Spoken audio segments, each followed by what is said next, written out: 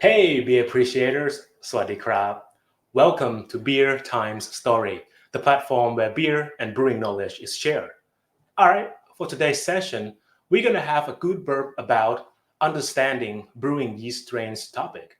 Now, in general, when we speak about yeast in beer brewing, we will normally mention about the name or the code name or the nickname of the yeast along with its associated producer to relay the message. And the conversations may go like this, like, oh, for my American Porter, I use WOP001 California Ale yeast from White Labs.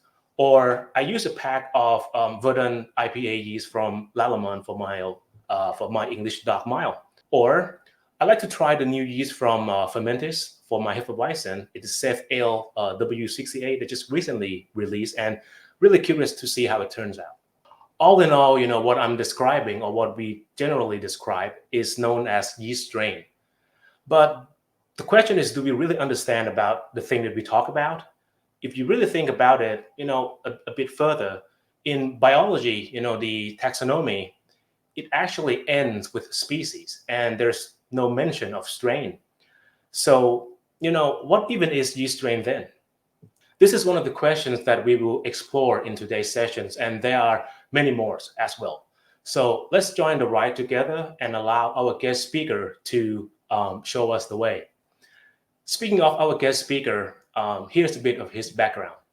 He started homebrewing in, around in the late 1980s while he was an undergrad student in biochemistry major at UC Davis, University of California, Davis, right? In 1991, after his graduation, he moved to San Diego to pursue the PhD in yeast biochemistry and did his thesis in a yeast lab at UC San Diego. A year later, he resumed homebrewing, and there he became a friend with the folks at the newly opened homebrew store called Homebrew Mart.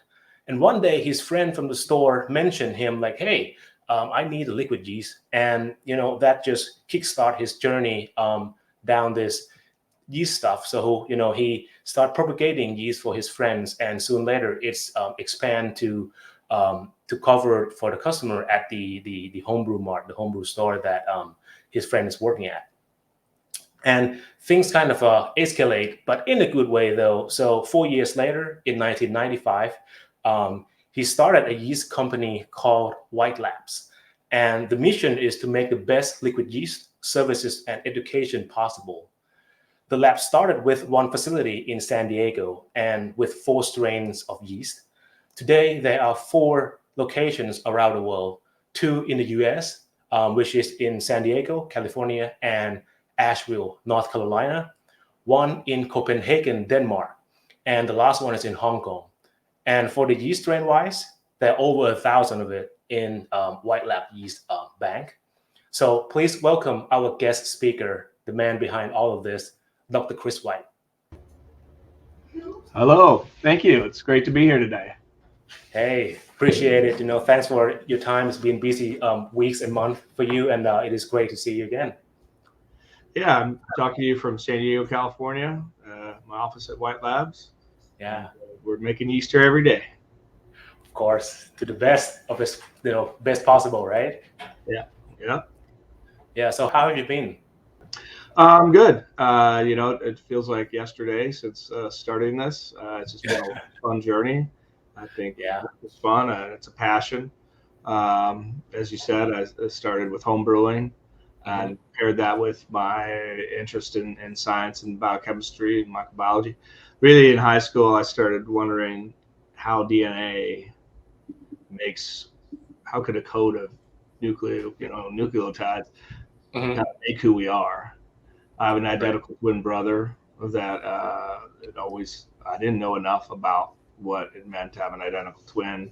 The word twin is used a lot in the States for anything, including nothing that has a similarity. So DNA wise. So I don't know. I just kind of, wanted to see what Watson and Crick had done to find the structure of DNA. And somehow that led me to beer and brewing yeast. It's great. It's been a long journey, but still long to go, right? Yeah. Yeah. So I just saw the new product from White Labs, and it is the zinc for the cold side addition, right? That's kind of very cool, because I've been hearing you guys been talking about zinc for quite some time, and it's incredible to see such product released to the market. Yeah, I mean, it's funny because zinc has such a unique application in brewing. Just like oxygen has a unique effect on beer, and we have to get really geeky about how much oxygen is there at the beginning and, of course, at the end to preserve the beer. But zinc is another one of those things that's just kind of okay in a lot of fermentations, but brewer's yeast need it for precise things about alcoholic fermentation. And if you have that right, you get a more healthy fermentation. And all the things everybody's looking for, the right flavors, the right attenuation, flocculation, diacetyl reduction, acetaldehyde reduction, it all happens with healthy yeast. And people started talking about zinc again and healthy yeast when people started dry hopping and hop creep. And Sierra Nevada and Russian River gave a talk about a year ago that says, hey, they improved yeast health. They had, faster hop creep, or, they didn't have to hold the beer around. And that was, hey, how do you make more healthy cells? You get the zinc right. Right. And that's not new. People do it on the hot side, add a little thing in your boil or in your whirlpool, or, but it's gone. It zinc sticks to protein, so it's called chelation, it's covalent, and it's in the whirlpool. Homebrewers, maybe without a big whirlpool, might have a little less issue, but it's still stuck to that protein.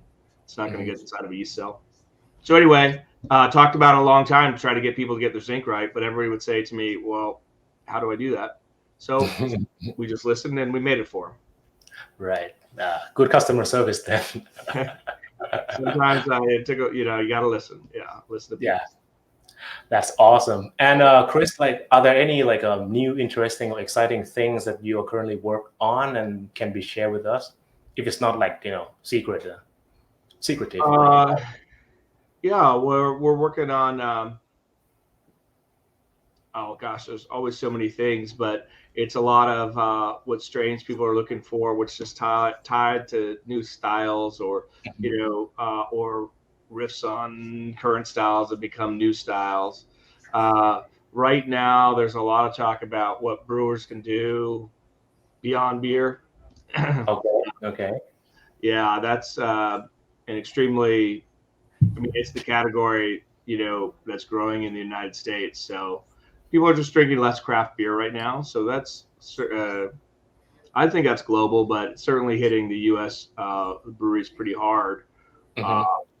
Where seltzers and ciders and RTDs, the ready to drink cocktails in cans, kind of started by Cutwater, and consumers, younger people are drinking those instead of beer. Right. They're not asking for an IPA right now, but that's pretty temporary. Okay. I would say, but temporary can be 10 years. 10 years, yes. Could be 3 years. What next group of 21-year-olds here are going to then say they want something different? And so it's up to the craft beer industry to also find something that appeals to the younger people. But this started with seltzers, right? When people started making seltzers, and most of the manufacture the beer and wine and whatever licenses in the States were told, okay, go ahead and make seltzer, because we don't know what to categorize that as. So even brewers could make seltzers with just fermented water. And they would start fermenting and then call us to say, it's not working. What yeast should I use, right? That's really today's topic about strains. Yeah. And I was kind of scratching my head a little bit, brewer's yeast is always the best yeast. But the thing was, it took a while to figure out. It wasn't that they didn't have the right strain; they didn't have the right nutrient balance. Right. They were used to fermenting wort that has some zinc, but still only a third of what it should have. But water doesn't have anything. Right. Where's the amino acids? Right. Where's the thing yeast need to grow? So we created Seltzer Max and nutrient, but other people did too, to try to help brewers have non-barley malt, fermentation went well. So we got all through that, but it's still, people are still saying, hey, I made this cider, seltzer, and it's really cloudy and it's really stinky of sulfur. Right? That's been a big common thing. So getting that nutrient balance right, you can ferment with any yeast. You don't, if you're making craft, you still have to try to make it great, I think. Right. Because it's not beer. Craft can't make crap. Yes. Cool. So that's, where we come in to try to help on the fermentation side. Always need a great brewer. It's not all about the yeast and the nutrients, but you pair good yeast and nutrients together with a good brewer, and you can make great things. So, so a lot of, we released a few strains and blends to help people try to make seltzers and ciders and things like that. So that's some of the things we're working on right now. Gotcha. Besides helping just people's fermentations work better. Yeah, of course. That's always the goal, huh?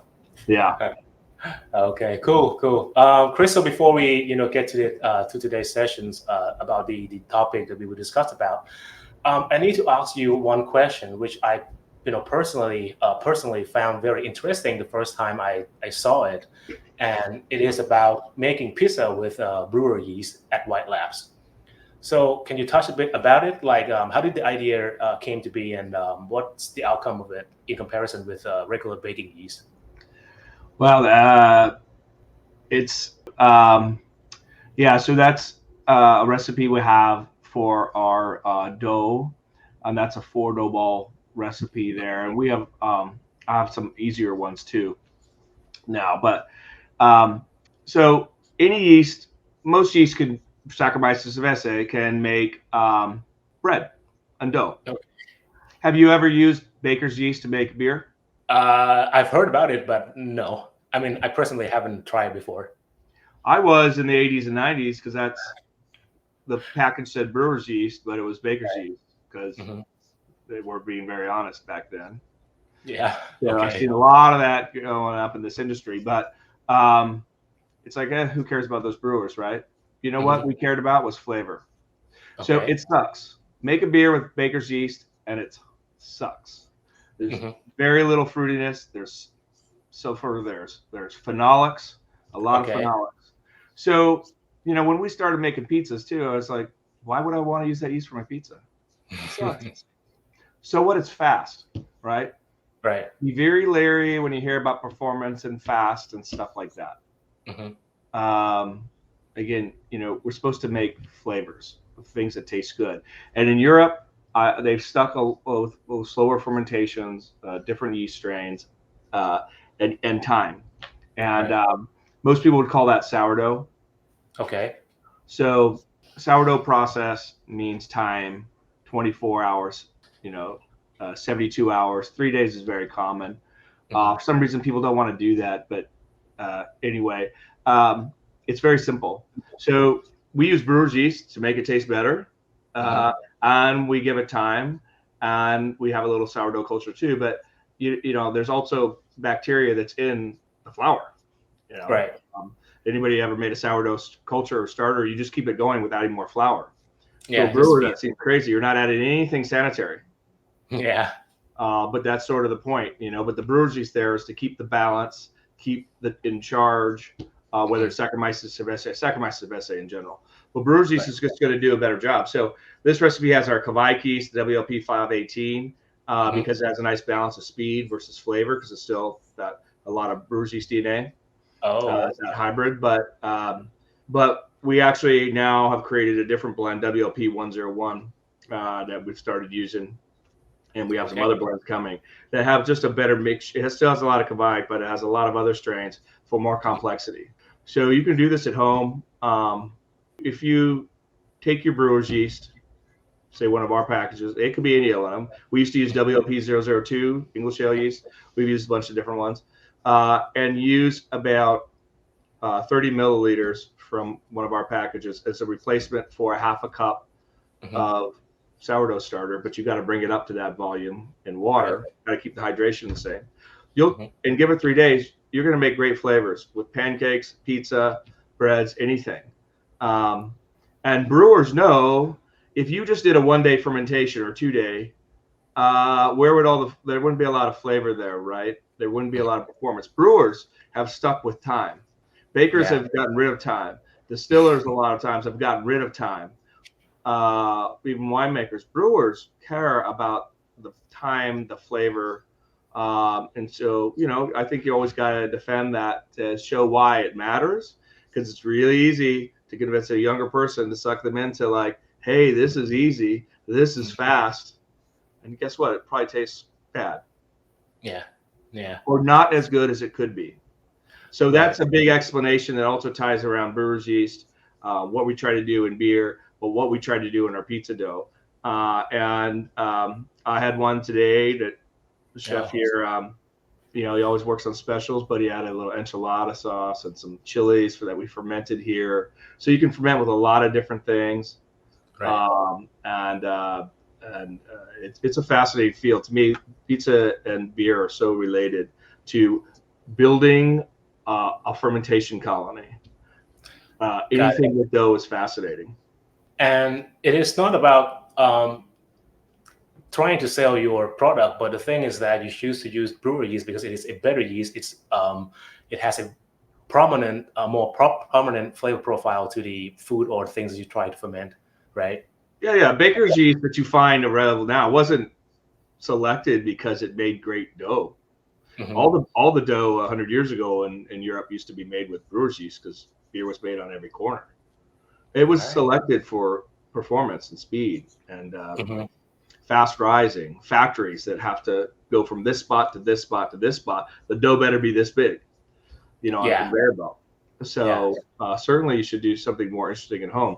It's also more healthy. And that, that would also come up a few times when I talk about different things. Is type 1 diabetic, so I've just always grown up with diabetes and sugar, right? So my pancreas doesn't make insulin. So no matter what I can do, it can't make insulin, so I got to take it. But I got to watch the sugar level. So beer and pizza and whatever else, we talk about the carbohydrates in there. All that is sugar. Here's a little sugar. Here's big sugar. We call that carbohydrates. Yes. And then our bodies compress that into fat. Yeah. The fat that we have in our body doesn't come from the fat we eat. Yeah, it's come from. That's what people think. Eat a low-fat diet. Oh, I'll have less fat. No, it's all about the sugar. Turns into fat, right? So if I eat bread in Europe, my blood sugar stays pretty normal because it's gone through a longer fermentation. Those carbohydrates are broken down. They're never coming back. Yeah. But if I eat bread in the United States or a lot of the world, my blood sugar rises because there's all these complex carbohydrates there because it was a 1 hour fermentation. Yep. So we can look at beer the same way. A lot of times, like how dry do you want to get the beer? I don't believe any beer should be a final gravity over 2 Plato. Okay. That's a little controversial. Right. I got a lot of reasons why. Not just that. I think we create the flavors through fermentation. That's going to be the best beers, not through sweetness and body. Right. Got it. Thanks for sharing the information and the stories about the pizza as well as the fermentation in food in general and a bit of this how our body function too in terms of food processing. Yeah, because sometimes brewers, we have the wrong impression of beer. Sometimes we say people used to make fun of the beer belly. Oh, it doesn't have any fat. That's misunderstanding the biochemistry. Our beer has carbohydrates. It becomes fat. Right. Our body wants to keep it. They don't want to expel that. Body expels the fat. They keep the sugar. Still, same result. Same result. Same result. Those are your bloodstream. Yes. Okay. Now, because we talk more about this, I'm gonna get hungry. Yeah. So let's jump into the yeast strain topic. The first question, Chris, let's look back on the early days of White Labs. When you were home brewing and propagating yeast for homebrew mods, and some of the professional brewers too, like Ballast Point, Pizza Port, and Blind Pigs Brewing Company. At that day, kind of the first day, how did you come up with or source most of the yeast strain for your lab? What's the process like? Yeah, the unique thing was I was able to just be homebrewing, and I was not trying to build a company. I was trying to make great beer. And Yes. Yusuf Cherney, Mhm. uh, Ballast Point. Ballast Point, and in Cutwater, still friends today. He a lot of funny stories there. But anyway, what he cared to, we had a common goal. He wasn't trying to write a business plan for Ballast Point. I wasn't trying to write a business plan for White Labs. We wanted to make great beer, and that became 15-gallon batches every weekend. And we drank all that beer ourselves. I don't know, gave it away to a few people, but that was funny times. I couldn't do that now. Four kegs on tap and a bunch more beer fermenting. I mean, probably you and a lot of your audience know what I'm talking about. Yeah. And that's great in your 20s. But anyway, it's still great. It's just a little less volume, but we were trying to make great beer. So that led us to trying to make great recipes, all grain, of course. The equipment, Yusuf was really great about designing new equipment and trying to question some of the things that, we'd read. He was really into learning the microbiology. I was teaching him an aseptic technique.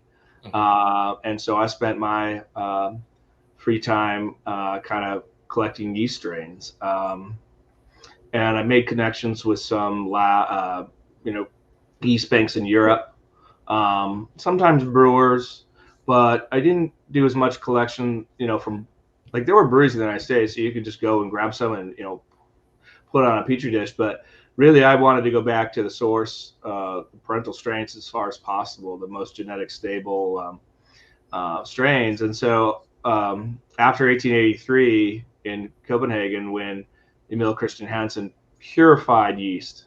So pure yeast is often misunderstood as talking about free of bacteria. Emil Christian Hansen, when they kind of started talking about pure yeast in 1883, they meant one strain. Just one strain, right? So the idea of pure wasn't even a thinking, like that's what it meant.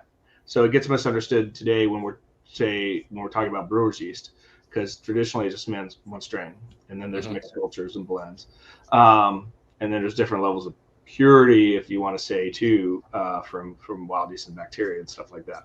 Right. But the strains at the time when we were homebrewing were heavily contaminated. They were a lot of them were phenolic, even when they weren't supposed to be.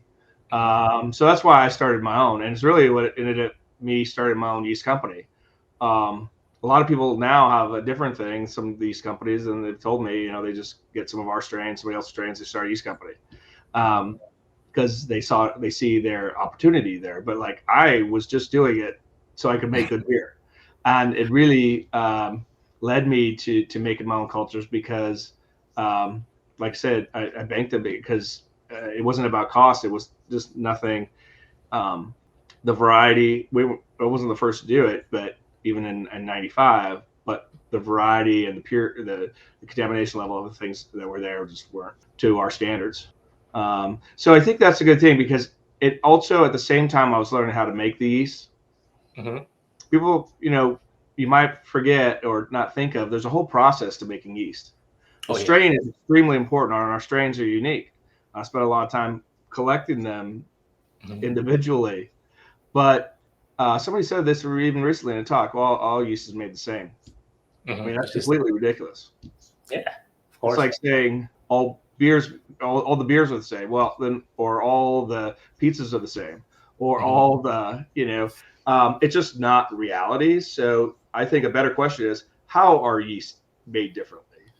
Right. Like, that would be an intelligent question. And I'm not going to go into it right now. I'm just saying, like, they're in much detail, but like every dry yeast company makes theirs a little bit different. Every liquid yeast company makes theirs a little different. There's a lab part from petri dish to things that are similar, but I always gave our cultures more time. You can do something in one day at one stage, or you can do it 2 days. Most people do 1 day, so their time is very short. I always found that the longer cycles between every stage gave me bigger, plumper cells, which made better beer, because I was brewing with the beer the yeast I was making. Yeah. So our yeast is now still made a 21-day process. That's an extremely long time. But there's a reason. That yeast that we make is going to make better beer. The yeast that we make is going to last a lot longer. I mean, we got over 6 months shelf life on most of our strains, which in liquid form is it's super high. Yeah, and you'll find our viability high. Anybody can stamp a number on it, but the viability is actually really high. So there's a reason why we do it. So what I focused on was scaling business too. That's why we have the multiple facilities and growing yeast in different areas, because we're never growing. We have that big bank of yeast, but we're never growing more than 10 or 20 at a time in small batches, and then replacing that for another batch and another batch, sometimes 40. But scaling is what allowed us to get yeast to people in a few days who need it, but yet create it in a 21-day process. So you have to manage it well, the propagating schedules and all of that. And the whole of the yeast production propagating is another 2-3 hours different, topics that we can dive into. Oh yeah. And so I think that's just something that's not known much in the craft or homebrewing communities, right? Like it's not, but when we work with big breweries, they know we can make it cheaper than they do.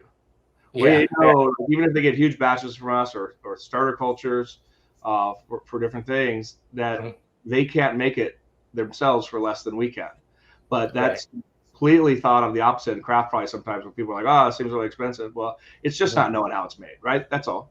It's not it's a big deal. It's just like how much work does the brewing industry go into communicating to the public about the interesting complexities of beer making, right? Otherwise, the public wouldn't know any of that, right? And I think beer probably could sell for more.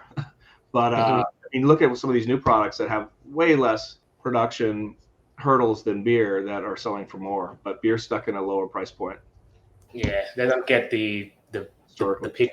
I mean, So basically, you were wandering around the breweries and yeast bank just to collect the strain for your lab, and propagating the one that you like to brew with your friends, and things become like the bank getting bigger and bigger and bigger, and then you have more varieties of the strains in your account, right? Right. Like, when I started, Yeast was already going, and they had a strain called, I still do, 1056. But one reason I didn't use their yeast, I'll come back to that strain in a second, but their yeast, because it was only available in very small sizes. The package looked similar to today, but it was very dilute. You had to make, that's why the word starter came around. You had to. You were in the hundreds of thousands of cells per mil range, not in millions. So it was going to be a 3-day lag until you saw signs of fermentation. And it's a much more profitable way to sell yeast, more dilute. It just wasn't something that people could buy and use that day. And USEF really kind of pushed me to release in the home brew store, something that somebody could buy on a Saturday and brew on a Saturday. But that took a lot more yeast, 10 times more yeast to put in the same volume. So that's another thing different about yeast. Sure, we put volume on the package, but how many cells are in there?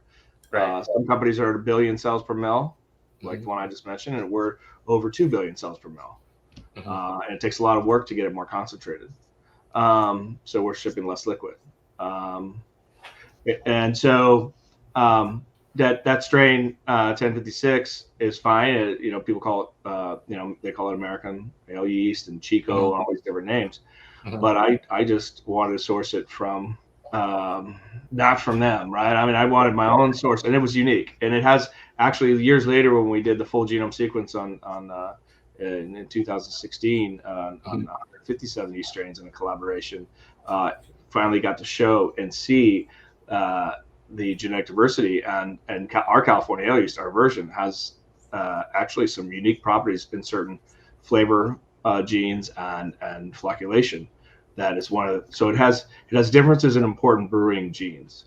And I think it's one of the reasons why, I mean, you could go down all the strains like that and say, out of these 13 million genes, like, okay, which one has a difference here and a difference here from our collection that makes a difference in the beer. Right. And the same thing. I saw that work that you mentioned. It's incredible. Yeah. Yeah, that was fun. Yeah. I believe that was back in 2016. Yeah, a lot of work for sure. Mhm. Okay. So before we go to the second questions, I think I'm going to talk a bit about the early days of White Labs. I'm going to pull one photo up and just go through it briefly, because I think it is fascinating to see, how you guys, I mean, the beginning of your labs and how the tiny space was capable of cooking all those wonderful yeast out of the gate right on the first day. And I'm not going to mention how young you were and your friend, but Right. it's very. That's pretty funny because that's me homebrewing on a 15-gallon system that gravity fed there in Yusuf's parents' backyard in La Jolla. And there's us brewing the first batch of Ballast Point beer at Peatsport. Actually, there was no brewery yet, but the idea was Okay. to make an amber. So Yusuf's in the back, and then Jack White's on the right, who's founder of Ballast Point and Homebrew Mart, actually, because then Yusuf went to go work at Homebrew Mart. And the original White Labs in the middle, and Tommy Arthur, who became pretty well known with Peatsport and Lost Abbey, and mostly famous for his sour beers. That's his little black car there in front of the original White Labs building, because he was working with me. Actually, he was in between brewery jobs, so he needed before he even started working at Peatsport, he needed a place to stay. So I said he could stay at my house and work here, work at White Labs. So he did that until he got another brewing job.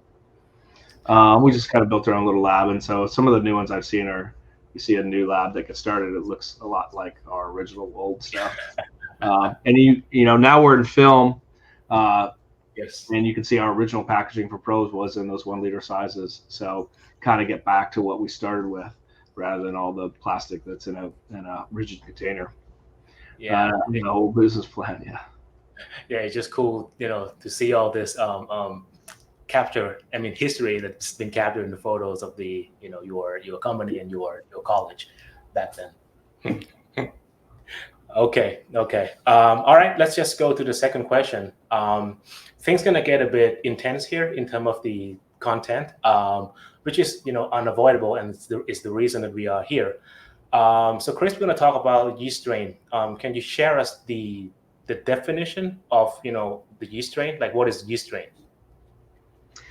So, I mean, we got to remember, brewers have their unique vocabulary. So when I'm talking about some definitions and stuff like that, remember, this is because it's in the brewing industry. If we were at a microbiology conference, there's one happening in San Diego starting in a few days. Right. BO conference. And people are coming from around the world. They are going to talk about yeast in a different way. And but so do distillers. Distillers, winemakers, they don't have the word pitching. We have different vocabulary and stuff. And so what brewers think of a yeast strain is it's like an individual. It's like me and you. We're both Homo sapiens. Right. But we're a human strain. We're different. We have different DNA. Slightly different. Obviously, you sequence our DNA, we're Homo sapiens, but we have differences in different genes that make us different. And then we live in different environments in parts of the world. It's different. So that's very similar to yeast. They're Saccharomyces cerevisiae, but that means they have a certain similar genetic profile in nature. That means they can mate with each other. But brewer's yeast, and their mating is kind of weird anyway, right? Where it's goes through a different cycle. But anyway, brewer's yeast in the wild do all that. So there's no brewer's yeast in the wild. Saccharomyces cerevisiae in the wild does that. But as it, hundreds of years going by in Europe making beers, different regions kind of started just capturing and using and recultivating yeast that became strains and defined around styles, and then a lot of sharing. So our Burton Ale yeast would taste like Bass, it would taste like Marston's, it would taste like other beers in that region, probably because some of the sharing there, and the importance of pale ale. California yeast was brought over on a ship.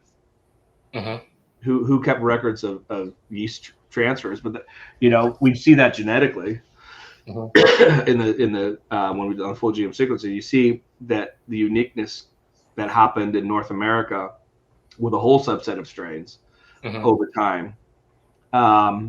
So it had parental strain. I mean, it's its own strain, right? Yeast, brewers yeast don't make anymore, so they just bud. So they self-clone themselves. Yeah. But that's pretty cool. Make a clone of yourself for forever. But in 100 years, it's going to be different than you are today.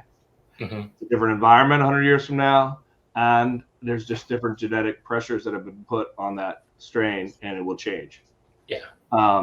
And so really think of a strain, right, as an individual yeast that's going to self-clone itself, and stay pretty good, pretty similar in our lifetime. Right. But there can be divergents that are no good. You try to get rid of them. Yeah, you try to control them. Yeah. Okay, so I'm going to pull one photo up, and probably it's going to give a clearer pictures for our listener to view it together. And you've already mentioned that too.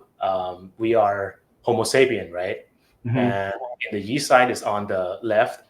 This is just like to compare the taxonomy of the brewing yeast with us as a human.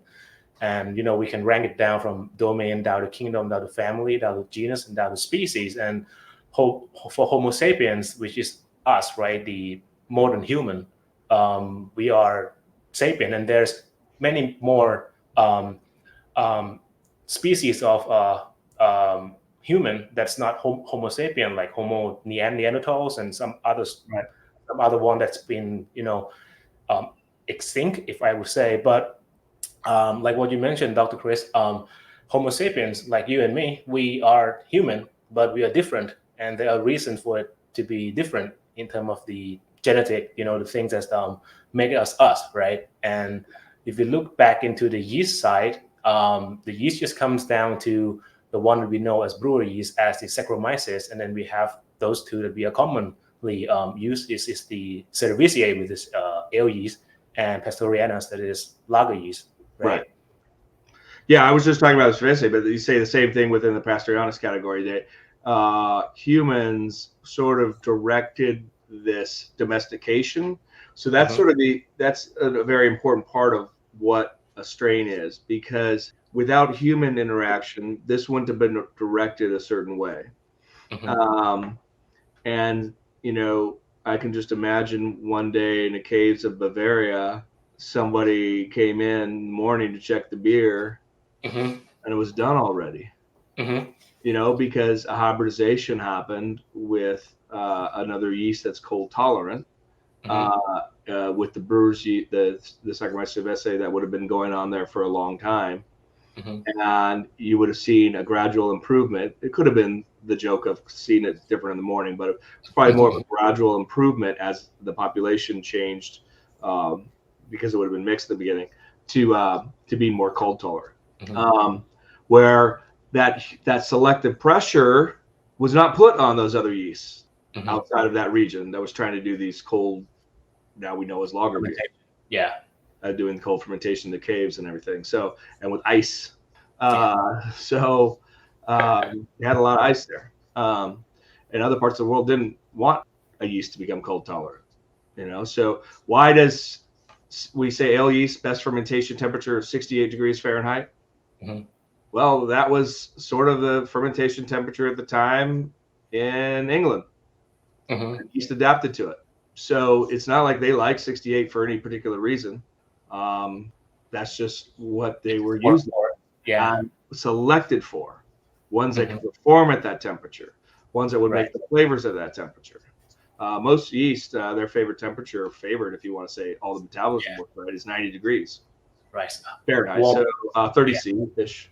And so at 30 C, you can ferment fast. Yeast are good. They grow a lot, but your beer's not going to taste good.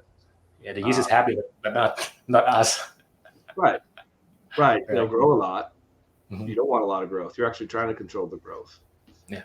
So I think, think of dogs, another domesticated animal that humans did. There's one species. Right. Think about, for the most part, but think about all the breeds, all of the individuals. Maybe the breeds are the strains, and the individuals are the ones after that. It's fascinating to think about. But like there's a huge variety of dogs, and now think of a microorganism. The variety you could have. The only thing that limits the variety of the microorganism is it has less DNA. Yeah, and one of the interesting point that I find is that, like what you mentioned, yeast reproduce in a unique way that it mostly do is to bud. So basically, if we just break down from the species, you have, let's say, ale yeast, Saccharomyces cerevisiae, right? It's just one broad term of maybe like millions of individuals there, and each individual would perform differently, and if you like that individual, you can just pure culture it and prop it up, and then you now have the strain of yeast that you have your eyes on. So I think that's the fascinating concept. And you mentioned earlier that it is the strain word is kind of tied to more beer brewer than the other industry, right? Right. Yeah. Brewers have really identified with different strains because they've become parts of different styles. Right. A bourbon distiller in whiskey might use a different strain than a Scotch distiller in Scotland, but they weren't always doing it for the same reasons as brewers. Right. They have different point of view of how to do things anyway. Yeah. Right. Yeah. Okay, so I think we kind of have the idea of what yeast strain is, and when people, let's say brewers or home brewers, are looking for yeast strain for brewing whatever style of beer that they have their eyes on, they're normally gonna go check some information from the yeast producers labs, and normally this is kind of the example of the information that you normally encounter. And like what we said, the yeast strain itself will have different characteristic of how it's going to perform in beer fermentations. Can you just walk us through the key yeast strain characteristic that the brewers should understand? And I'll pull the photos, and then probably we can go through that. Sure. So here's the same, I'm not going to say same, but the example of the yeast strain that's provided by one is from your labs, and the other two is the Omega Yeast Lab and the Escament Lab guys, which is the, in the camp of the California Ale yeast for you, and West Coast Ale for Omega Yeast, and Cali Ale. And there's a bunch of information in there. And I think most of them are pretty common, and I just pulled it, the sum up to the side. And can you just go through it one by one, please? Sure. Yeah. I'm just going to point out, I like what you said about trying to use a different word than same, right? Because otherwise we wouldn't have different breweries in craft beer, right? I'll just take an IPA, right? Yeah. Dry yeast is different than liquid yeast. California ale yeast is different than these strains. But, the fun thing is seeing what you like, focusing on those differences, looking at those nuances. And sometimes people do a side by side with one of our strains and somebody else, and they like the other one for certain reasons, and that's just the nature of the. Hopefully, they choose us, and that happens most of the time, but it doesn't always happen. People like different things. So, attenuation. California Ale yeast, WP001, like we has these. It comes from the brewing language that was already there before we started. People want to know the attenuation. How much does it ferment? Right. Flocculation, alcohol tolerance, fermentation temperature, and more recently, is it STA1 positive or not? Because of the further fermentation that would happen by fermenting the branched dextrin. So, and the attenuation, that's so beer specific, because most other industries just say, we ferment it for 3 days, or it just goes till it's over. and it is what it is. And most things like say in wine and cider, it goes to let's say it goes 100%, and it's simple sugar. Yeast is going to eat it all. Yeah. They ain't leaving it behind. The only reason they're leaving sugar behind, what we call carbohydrates, I think it's a bad word, as I'm trying to explain, because it's confusing. But there is an advantage, though, in beer. It gives the body, right? That's cool. Beer is defined by a certain amount of body. Even the lightest beer in the world. The American light beers actually have amazing body. Bud Light, Miller Lite, Coors Light. And as the world started making versions of light beers, not that long ago, right? Because it was sort of a joke, I think, globally, but it wasn't a joke here. And the top 3 selling beers in the United States. Yeah. But I would just taste them and say, oh, they're not really caring about this beer. There's no body here. There's no whatever. Like, it's really hard to make a good light beer that has body, but that attenuation is where that comes from. And you can use different mash regimes with, say you have one yeast strain, you can still change it up, which they had to do with those light lagers, because with mash temperature, mashing time, Bud Light's over a 3-hour mash. So when we think we're done we're not done in an hour in mashing. So if you want to do an overnight mash, as some people have done probably, You can, right? Kettle sour, different things, you get a completely different attenuation, because those enzymes aren't done in 30 minutes or an hour or whatever. I mean, there's just an enzyme has to find a substrate. We settled on an hour mostly in mash because that's the process, and that gives you these kind of attenuation ranges. And they're going to be different for different yeast strains because they have different DNA. Right. And it's very easy to show it, right? Like that's why, as a home brewer, I would split we'd split our beer into 2 or 3 different carboys. You had to anyway. It was 15 gallons, and we had 5 gallons. So it was a necessity. But then it was also about using different yeast strains, maybe trying a different process.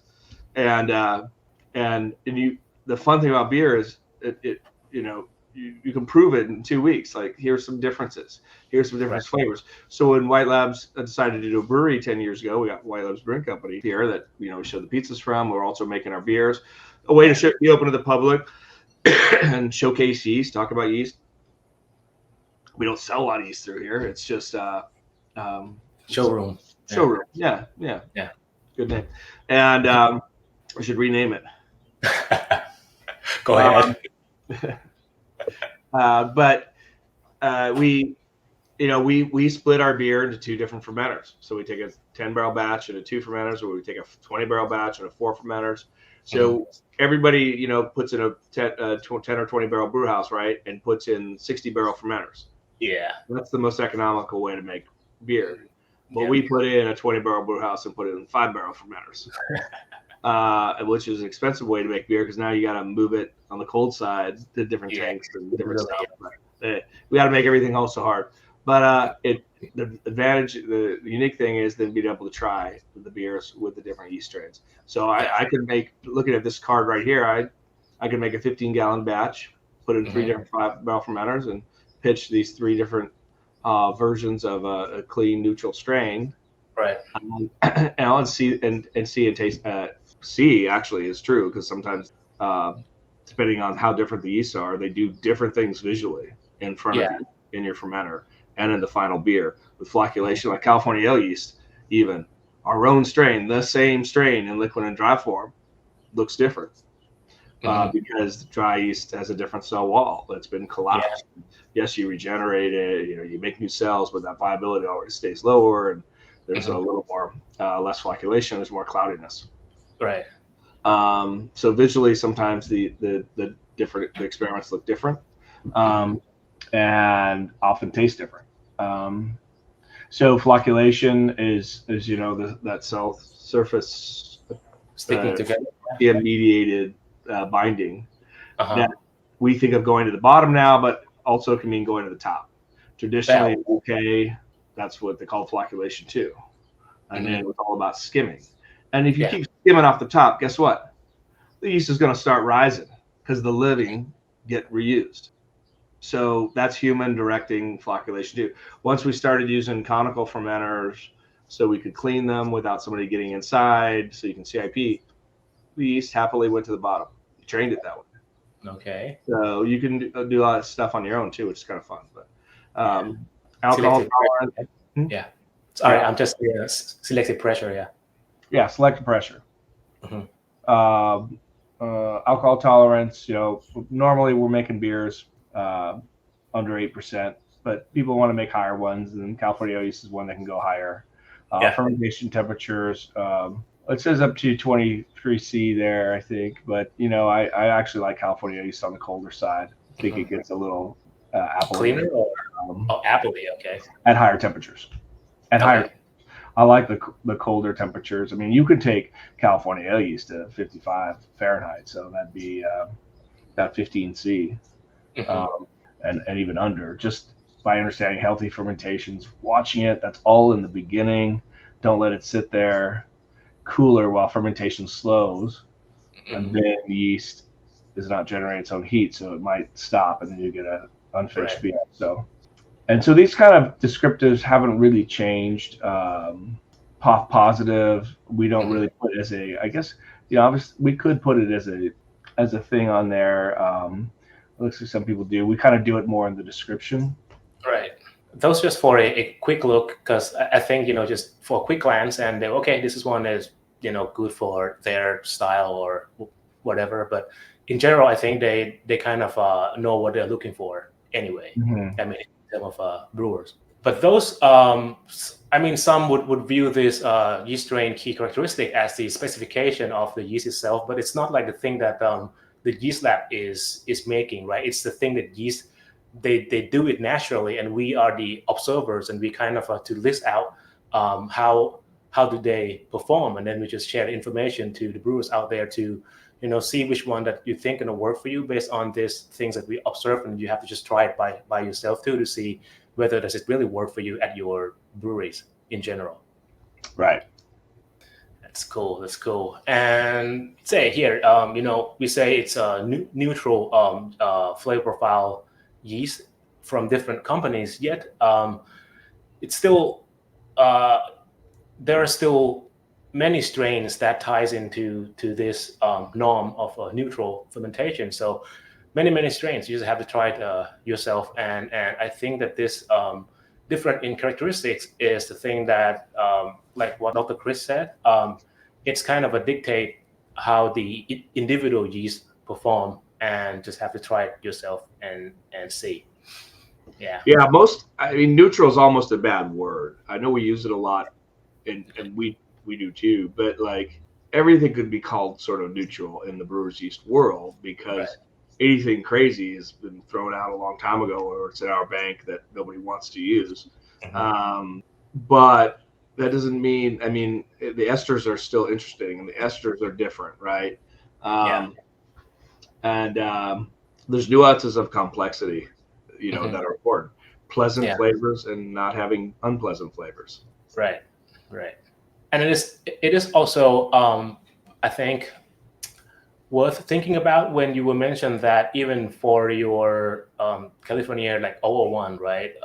The liquid form and the dry form perform differently, even though it's kind of the same strain, but it's the process of how each of it has been produced that make it behave the way it is at the end of the line. And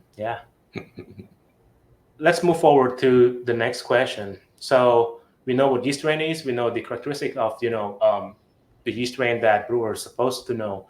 Say for now, I'm just going to give one example. For instance, say I'm doing the spontaneous fermentation, right, for one of my beers, and somehow I like the way it turned out, and I managed to successfully separate or from those multicultural organisms, right, I successfully harvest the pure strain that I think is the one that I like, and I brew it, and it showed positive result that, hey, this is the pure strain that gives me the flavor profile that I'm after. The thing is, how would I know that this is the new strain? If there's any process that can verify that, or how do one identify that they discover new yeast strain? It's the only way is, I mean, there was historical ways of doing it, but really it's full genome sequencing now. Oh, okay. That companies like Illumina that are based here in San Diego making the equipment for it have popularized through companies like 23andMe and doing human, full feed genome sequencing. That is kind of replacing everything right now because it's 100% of the sequence basically construct as long as it's constructed right. Right. Will tell you if it's a unique strain, and so that's just not very commercially viable yet. Not a lot of people have a genome sequencer. Excuse me, but it's not.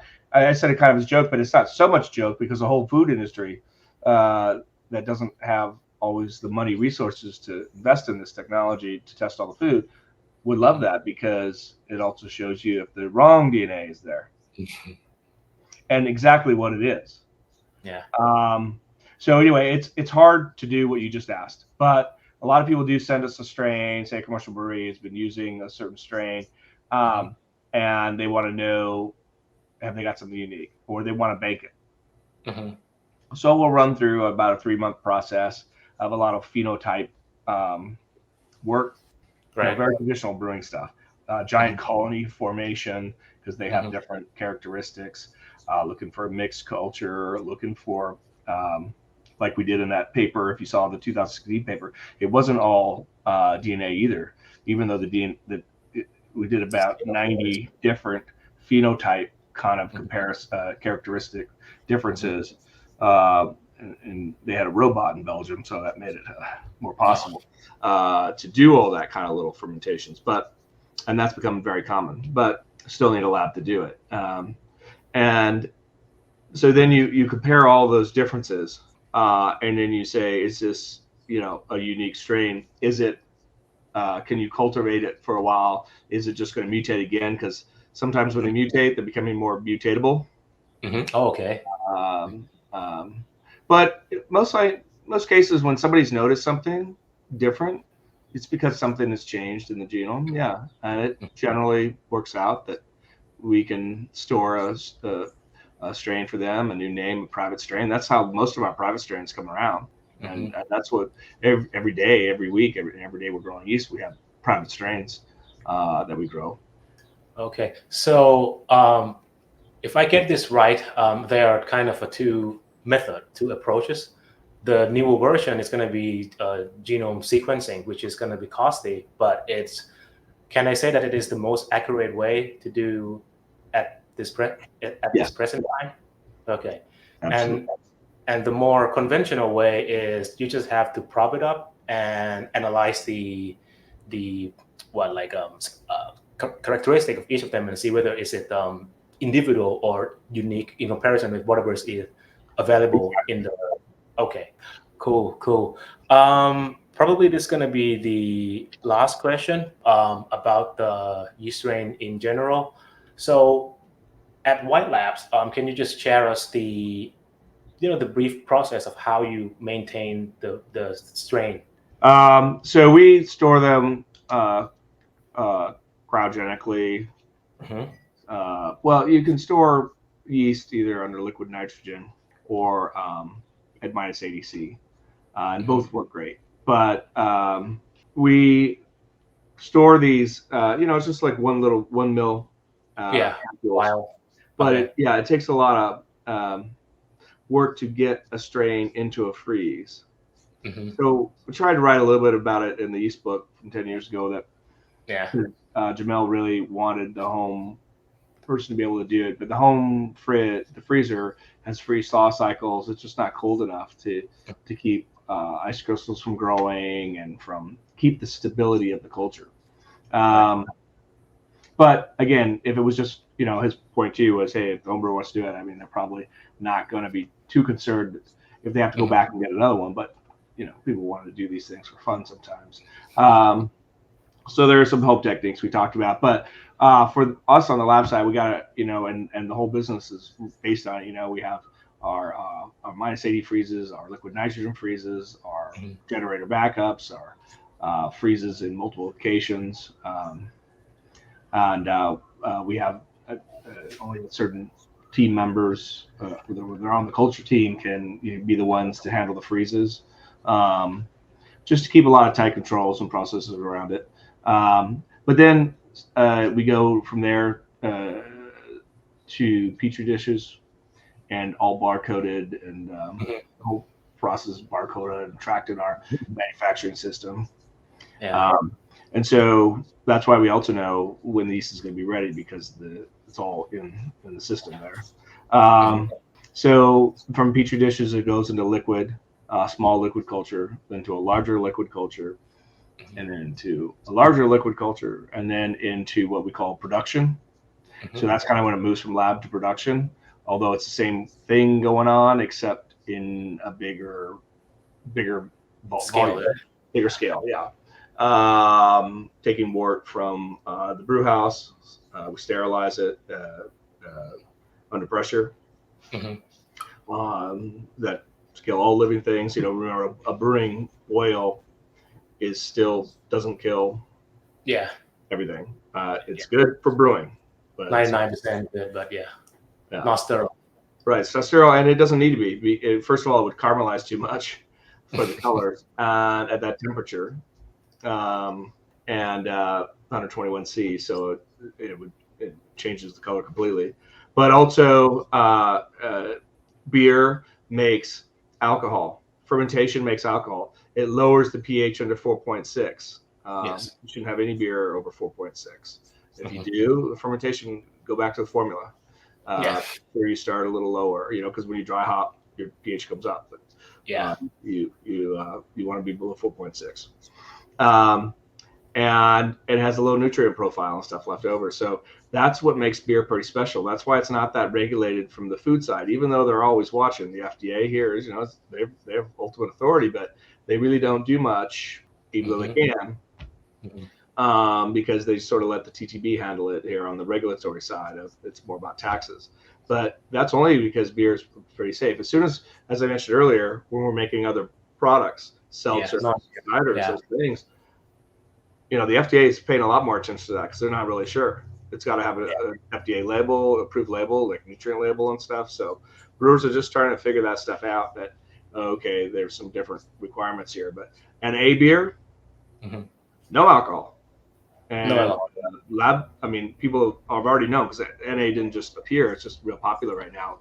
Be stylized as low calorie, actually. Right. So that's the appeal, and the flavors and stuff. So it's neat to see the appeal. But people have known since big breweries a long time ago started working on NA beers that pathogens could live because of that difference with no alcohol. So it should be pasteurized. Yeah. That doesn't mean it's going to kill you if you have an A beer that's not pasteurized. It's just because it would be a real challenge still to get a pathogen in there. Yeah. But that's what orange juice and all these other industries thought, and then there was mass problems. Yeah. Right.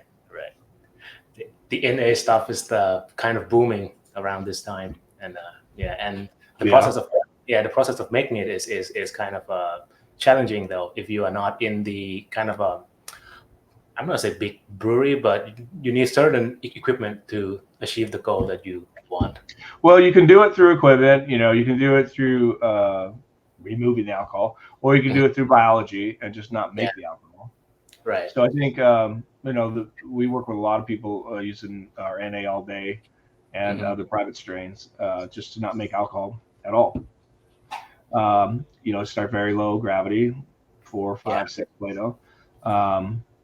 That's going to keep the lower calorie part as you just ferment a little bit of that. And you can dry hop as much as you want. You can hop, but you should pasteurize. And it's not hard to home pasteurize or for a small brewery to pasteurize. Right. That's what we need to do if we want to do this. It's doable, right? Yeah. Yeah. Got it. So Chris, we are at the end of this session, and just want to ask you, do you have any final thoughts about the yeast strain? I love talking about strains. Like I say, we have so many downstairs in the freezer.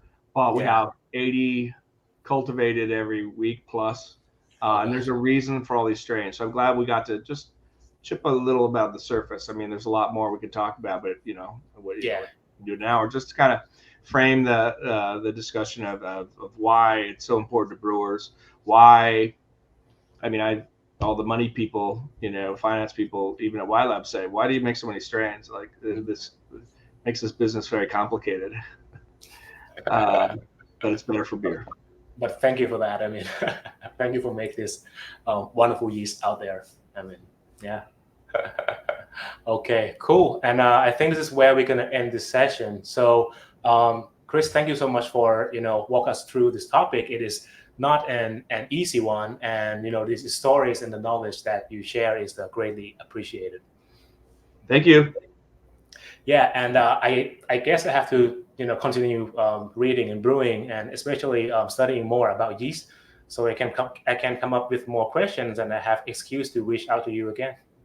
I'd love to. I have people coming back to me regularly, like Beersmith, and some of the other ones I do.